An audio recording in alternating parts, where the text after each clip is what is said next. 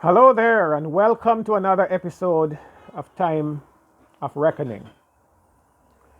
Today, I will seek to use today's video to focus on something that forms part of my experience that I would like to share. It's a little over 15 years ago that I took my daughter, 3 years old, and placed her into the hands of a teacher who would happen to be the first teacher of her life. I took her to school that morning and placed her into the hands of her teacher. 15 years pass just like 15 days. And today, that same 3-year-old girl, now turned 18, is completing her second year in sixth form, which is a form of tertiary education. And from there, she is now applying to the University of the West Indies to continue her academic pursuit. How time flies. I say this not gloatingly, but just reflecting on the fact that whether or not a youth is ready, the future will come. So, as the saying goes, ready or not, here I come. Young people have to recognize that because the evidence is showing that there are young folks who are entering adulthood and are not prepared for it. So every young person need to periodically ask themselves, am I ready for tomorrow? Am I preparing myself for what is inevitably ahead of me? Every young person, if they live, will become an adult. Still remember when I was a little boy. Still remember when I was in basic school. Still remember when I went to primary school. And I still remember my first day at secondary school. But here I am today, a much older man, now raising my own children. So the future will come. The future is here and it's not waiting. So young people have to seriously ask themselves if they are preparing themselves for the future, which is inevitable. I recall over 20 years ago taking a young person to apply for entry into the University of the West Indies, the Mona campus. But that young person did not have a clue what they wanted to do or what they want to become. There are some very bright young people who are not sure about what they want to do with their life. Of course, there are those who are not academically inclined either who have the same problem, you know. And so it is a very important matter that young people seek to prepare themselves for the future. It is ironic indeed that you have one set of young people who know beyond the shadow of any doubt what they want to do with their life and what they want to become. You have some youngsters as early as they can recall have been saying, I want to be a nurse, I want to be a teacher, I want to be a doctor. And it never leaves their mind. They walk the walk as they talk the talk. And sure bet they become just what they said they want to be.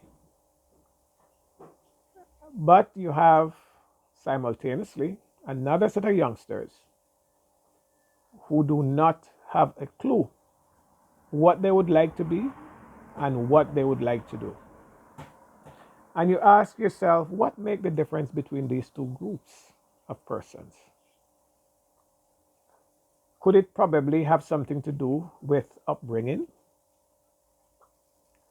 That's a matter that parents are to look at very seriously. You know, you raise a child from birth to adulthood, and this child is aimless. Might be a bright child, might be a child that is gifted as far as learning is concerned. They learn easily, they go to school, they do well at school, but they just don't know for sure what they want to become.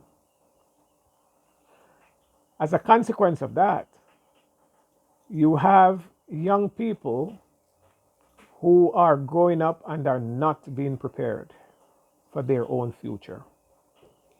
It's not surprising, therefore, to see some young people having completed their years of secondary school education who just sit home living off the kindness of their parents or their family.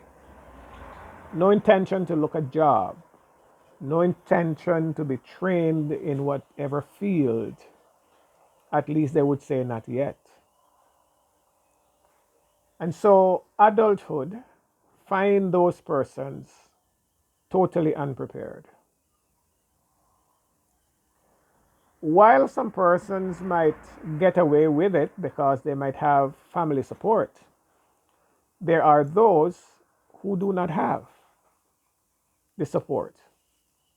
And so it is very easy that these ones can find themselves in trouble with the law. Because rest assured that these young people, it's not that they become adults and that's all the rest of their life. No. These young people want to look good. They want to wear nice clothing. They want to appear comely before their friends. They want to go on the street looking nice. All of which come at a cost, but at no cost to them. And so, if they find themselves in a situation where they do not have those who can afford those costs, then you can see where some of these young people, though brilliant, though strong, though energetic, might find themselves in trouble with the law. And you ask yourself from time to time when you see all these things happening, you know, how much these people could have been doing differently. So, as parents, we have this serious role to play in the lives of our young people to keep them motivated, to keep them focused. And I usually try to do that by pointing out examples of successes and examples of failures and examples of indifference to my youngsters. Whenever I see something maybe in the newspaper, whenever I see something on the television, or maybe on social media, I share it with my youngsters. It would form part of our family discussion, engage them in those things. For example, you see the example of some young people succeeding. You form a discussion around that. Ask what their motivation could be. Look at whatever they say about their experiences. For example, if they make sacrifices for study, if they set up late in the night or wake up early in the morning, if they make the sacrifice of watching, movies and stuff like that. Because when young people succeed, they do make sacrifices. How they get to where they got. These are good things to sit down with your youngsters and talk about. It helps to keep them motivated. It helps them to search themselves inwardly. the converse is true when you see bad examples in young people. I also use that to form discussion with my youngsters and find out from them where they think these young people have gone wrong. What could they have done differently? And so on and so forth. So you can help to keep your young people motivated. You can help to inspire them. See to it that they're developing a focus. See to it that they are seeing and perceiving the future correctly. And if you see where things looks as though it is not right, it is your responsibility, our responsibility, to sort of steer them in the direction that is wholesome. You know, and that is why it is often referred to as raising or training a child. Sometimes people think about raising and training children in the sternest ways, and people tend to be afraid of those words. But no, there's absolutely nothing wrong helping to train the mind of your young people to become something that can make a valid contribution to society and to their own existence. So I felt today that I would like to, encourage some parents and especially some youth to seriously ask themselves, am I prepared for tomorrow? Because ready or not, tomorrow is coming. Hoping that you are there, you're going to have to face it. Now, when one sits down with a young person, it is not unusual to hear young people with big dreams. When you talk to a young person, for example, they will fantasize on the type of car they would like to own. And usually those are some of the biggest names in cars. When you think about the type of housing they would like to live in, they are usually upscale housing, you know. So youths are thinking big. But the question is, are they laying the foundation for performing big on the stage? Because to think big is good, but to prepare yourself for fulfilling those big thinking is quite another thing. For example, it is nice to hear a young person saying, I would like to be an engineer. But if that young person is showing no interest in learning to read, then you might seriously ask yourself, how is this person going to be an engineer if they're illiterate? You know? So you want to keep it real. To dream big is great. But as they say, you should not only be talking the talk, but you should be walking the walk. It is my humble view that we need to get back to those times when youth are engaged in a meaningful way, you know. But it is so easy today for a young person to totally grow up on social media, grow up with just jokes and fun, and literally like wasting a lot of valuable time training the mind, or perhaps not training the mind, in meaningful ways. And at the end of the day, it tells, at the end of the day, it tells. What sense does it make for a young man or a young woman to complete their secondary education and have no intention to do anything than to just stay home, walk the street, and have a good time? What kind of future does that lead to? You know? So we really need to help our youngsters to be focused. we need to help our youngsters to be focused. I recall when my first child was born, 26 years gone, when she was learning to talk, the mother and I decided that we would try to hold some lofty goals and ideas before that child. And so one of the first word that this child was able to call was architect. So we would ask the child, what do you want to be when you grow up? And this little girl who can hardly talk would be saying, I want to be an architect. And words quickly get around that this little baby saying that.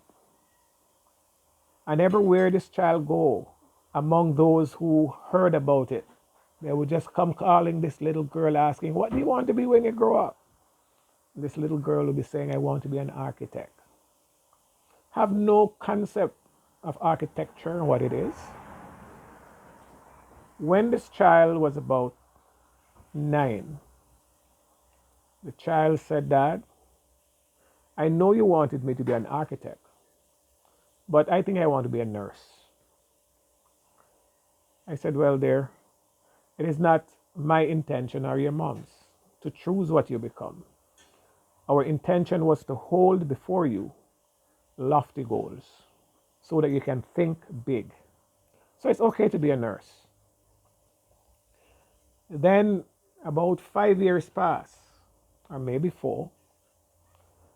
The child came back and said, Dad, not because you and mom wanted it, but I have made my own decision that I want to be an architect. Today at 26, she has long completed her degree in architecture. And so today, she employs herself in the field of architecture and construction technology.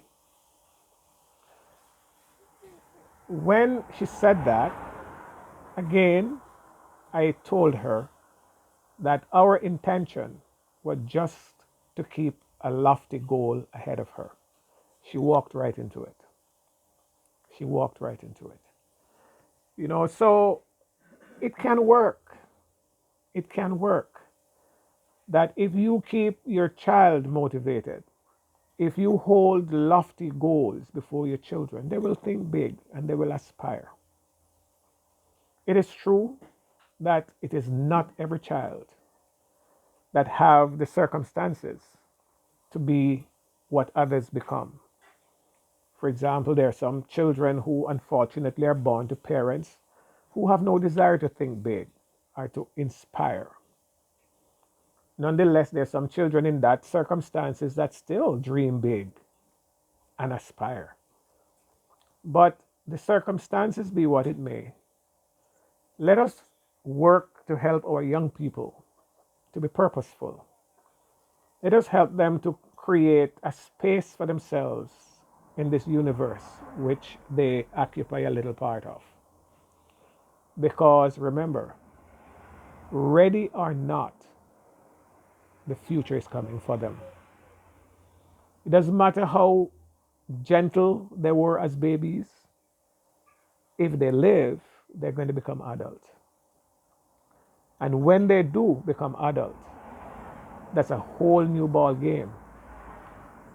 They want to be the best. They want to look the best. They want to drive the best. They want to wear the best. And that becomes easy and affordable if we help them to be able to afford that lifestyle. You know? So, youths, whether you're ready for it, yes or no, the future is coming at you. Ask yourself, am I prepared for tomorrow? Am I ready for tomorrow? When your mandatory years of secondary education is finished, what's happened next? What's your plan? Think about it. Think about it. When you see other young people are doing well, you can too. You can. But it all depends on your start.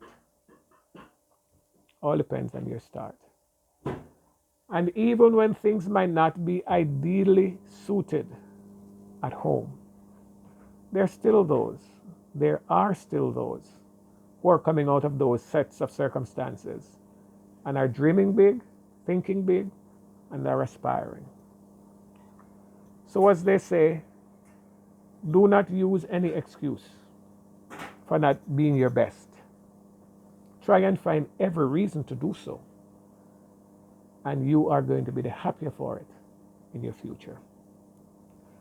A serious time of reckoning beckons on every person, young or old. So when your time of reckoning comes, what you do is going to determine the reckoning. Yeah? So until the next time, ponder these things. So long.